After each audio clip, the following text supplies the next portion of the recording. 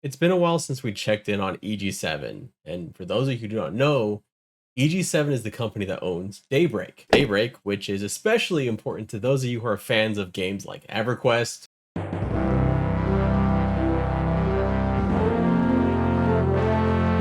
Lord of the Rings Online,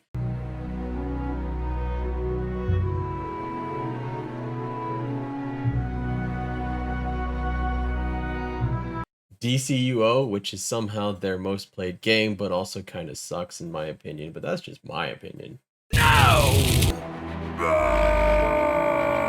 When EG7 purchased Daybreak from Columbus Nova, we actually got a lot of information, a lot of new reveals, and most of that has come from their investor documents. We got reveals like the fact that Lord of the Rings Online is actually part of Daybreak because Standing Stone Games is part of Daybreak. We found out about the Marvel MMO. We found out about the cancellation of the Marvel MMO. We found out all about their subscription numbers, their player counts, and so much more information. We see information on their future plans. That's where we initially found out about the revamps to Lord of the Rings Online and DCUO. Take all these with a grain of salt because they do change, but these investor documents have been very helpful in uncovering a lot of information about these games that are very important to a lot of us. Back in August, we got the Q2 investor document. Well, the highlight of this document isn't as juicy as the Marvel MMO announcement or cancellation, but it's still significant.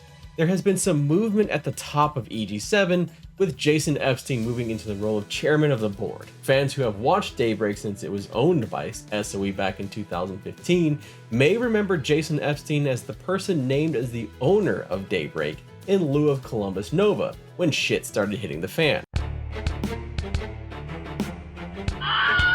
That whole fiasco remains one of the strangest stories in MMOs, and if you want to confuse yourself, I recommend checking out the articles over on Massively that I've linked below. Other interesting tidbits we got from the investor documents was the confirmation that EG7 is doing fairly well, with a 49% year-over-year growth in net revenue for Q2, with much of that coming from its subsidiary, Petrol's work on Warzone, Diablo Immortal, and Call of Duty, in which it calls an expanding relationship with Activision Blizzard. And I'm sure nothing bad can come of that at all.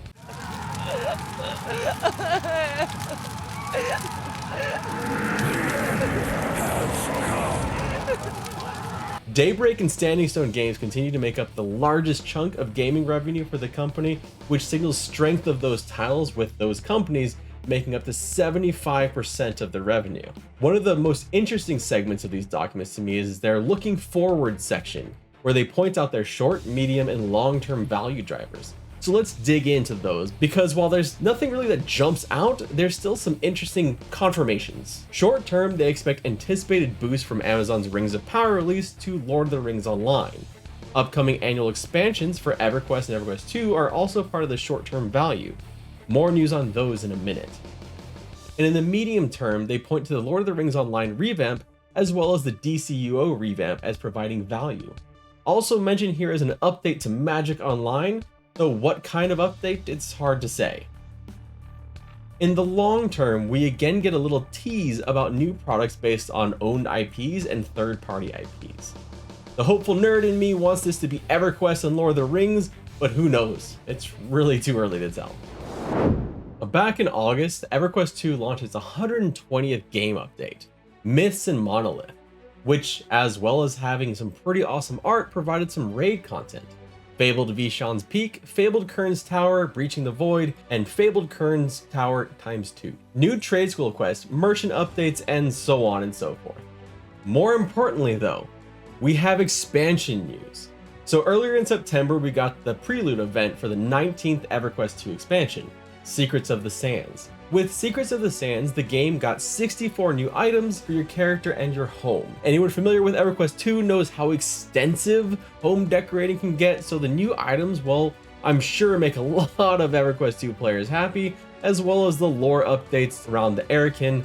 This event is live now and will go on until the launch of the expansion, which will be coming in December of this year. But that's not where the expansion news ends. We also got two big updates on the expansion. Its beta date, which is coming very soon on October 4th, 2022, and the title of the expansion, Renewal of Row. I think anyone familiar with EverQuest was probably tuning into it having something to do with Row after seeing the Secrets of Sands event, but not so subtle hint at the end of the producer's letter gives a ton away. Get ready to tack on your best gear and establish yourself as one of the greatest spelunkers in history. The talk is his were the original elves of EverQuest, and in EverQuest I you had several dungeons and raids related to them in the Prophecy of Row and Lost Dungeons of Norath expansions. As the story goes, the deserts of Row were created from the lush Eldar forest by Solusek Row's wrath. Could this be the Prophecy of Row expansion for EverQuest II? Or something more? Eldar Forest is an underutilized zone in EverQuest 1 with an interesting history. I'm always excited when EverQuest decides to delve back into its history rather than forward because it's so fascinating. So I actually held off on this video a little bit because I really wanted to have a section here about the EverQuest 1 producer level and something about the EverQuest 1 expansion coming out and maybe some beta dates and things like that. But as of right now, we don't have any information on that.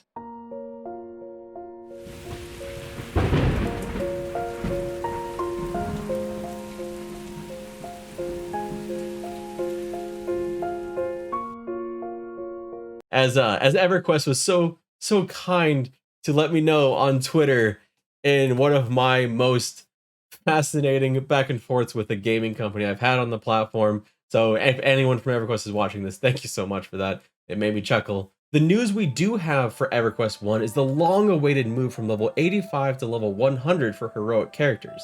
Now this is going to cost around $40 to boost your character all the way up to level 100, and while that will likely save you hours and hours or days and weeks even of grinding, I've always seen boosts as kind of a band-aid. Boosting yourself past years and years of content is common in MMOs, especially as they age, but it still makes me sad to see. For a game like EverQuest though, it's so social, I feel like it's kind of needed. EverQuest is also running its Fall Fun event, an annual series of bonuses that last right up until October 24th. Currently, they've got 50% reduction on lockout timers, so rip raiders, I'm sorry. Please tell your significant others sorry on my behalf. I know how that goes.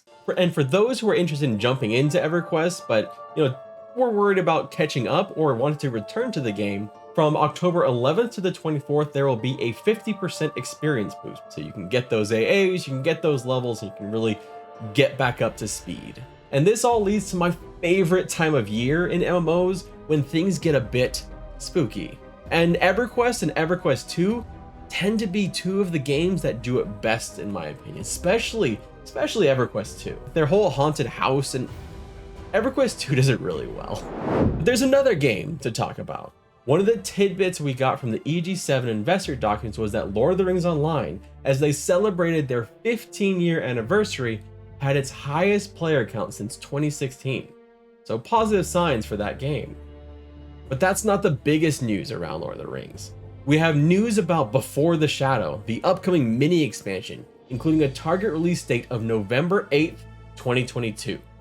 Pre-orders for the mini expansion are up now, with the basic version retailing for $19.99. For those unaware of the mini expansion, here's a quick rundown of the features. Questing from levels 1 through 32. 2 new regions, Swanfleet and Cardolan. I probably mispronounced that, and you're probably all going to be very mad at me, and I'm really sorry. I probably won't correct myself later. 1 new 6-player instance, 1 new skirmish, and the new delving difficulty system. I'm excited about this expansion as I only recently delved into, did I say delved? I said delved again. As I only recently delved into Lord of the Rings Online a few months ago, and I want to compare the level 1 through 32 experience coming with this expansion that I had before the Shadow, and after the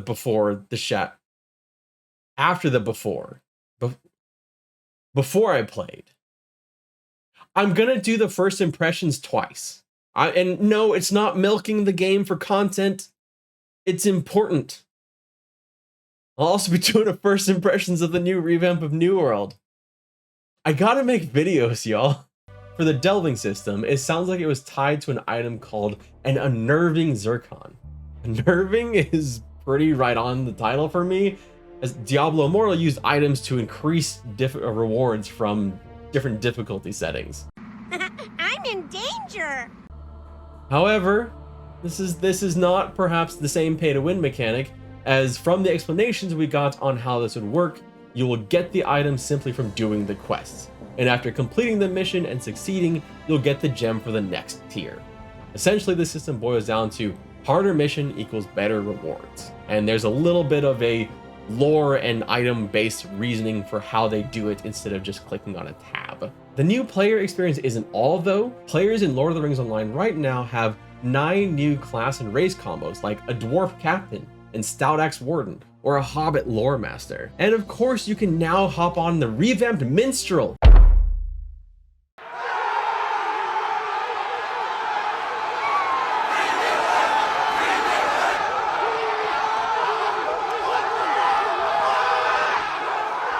Oh, that's a thing. I'm staying very clear of that. In a Q&A back in the beginning of September, there were some interesting things that I really want to cover for you. It was a 94-minute Q&A, but these were the highlights. Lag is the #1 engineering issue, and they're working on it. There will also be no complete UI revamp. This one is big for me because in my first impressions, the UI was one of the things I had the biggest problems with. And a UI revamp has been talked about for a while in both Lord of the Rings Online and in Everquest. So this is a bit disappointing to hear, and here's hoping that they don't do this in Everquest as well. More class revamps are coming. I'm sure that's going to go over very well. Sweeping changes will be coming to Monster Play by Before the Shadow. Some of these changes have already begun, and those unaware of how Lord of the Rings Online, player versus monster play, that's kind of how PvP works in Lord of the Rings Online. Now, I had been warned against it, but my experience was actually pretty fun, so maybe I just got lucky. The last little update I want to share with you is looking ahead into like 2023 and beyond. And it's specifically their new expansion and their revamp, or as they're calling it, a remaster. First, the only real tidbit we got about the new expansion next year is that it has something to do with the ocean. But it won't include naval combat.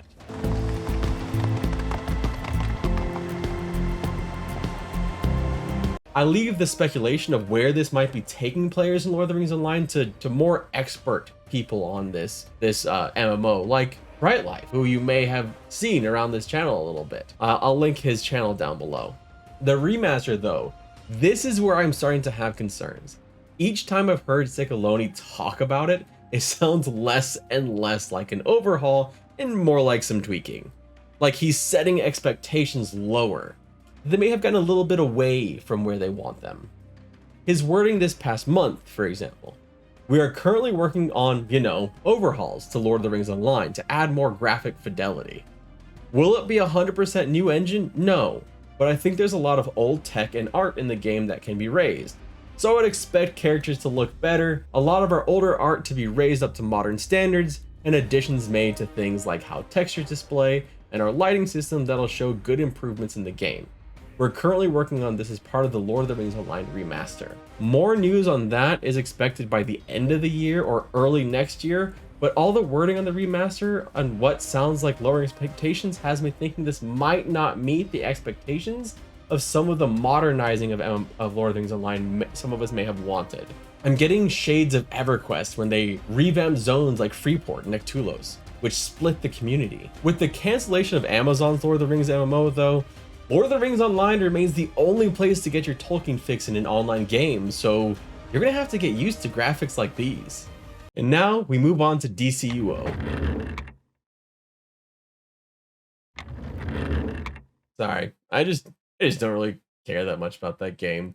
There's a lot of other people that cover it. Actually, Mitch Mannix, a person that an MMO YouTuber that I really like, did a great video on DCUO. I'll link that down below too. Speaking of Lord of the Rings Online, I did go into that game for the first time ever, completely blind, not too long ago, earlier this year, where I hadn't ever experienced it before.